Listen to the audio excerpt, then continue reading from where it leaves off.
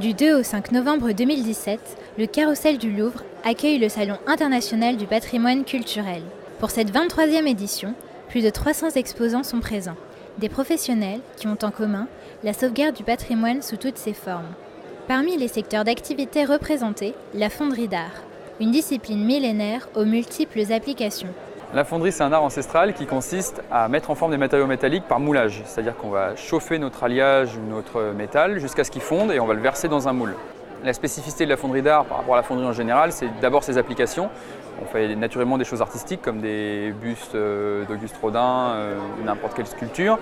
Et on fait aussi des choses qui vont être de l'art décoratif. Les matériaux ont évolué. Aujourd'hui, on utilise par exemple des résines pour lier le sable, mais moi j'utilise encore une technique ancestrale où le sable est lié avec de l'argile. Bien que la technique du moulage soit ancestrale, le métier a intégré de nombreuses innovations, tant au niveau des matériaux que du matériel.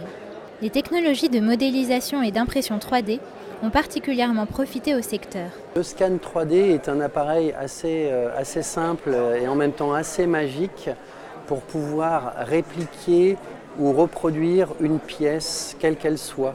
Notamment, je pense à des pièces de collection ancienne, des pièces de musée. À partir du moment où elles ont été numérisées, elles seront retravaillées en fichiers 3D. L'impression 3D, elle nous amène aujourd'hui à des facilités de coûts, de production, bien entendu. Elle nous amène surtout encore une fois, à des résolutions et des définitions qui sont de plus en plus précises. Elle intervient dans la phase de maquettage, dans la phase d'une résolution 3D qui nous servira de maquette avant moulage de nos fonderies.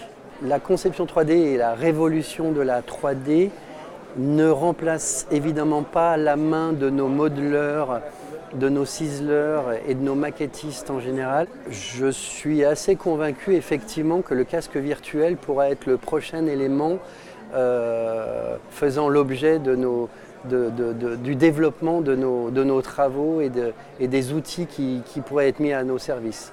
La fonderie d'art ne semble donc pas être prête à s'arrêter d'innover.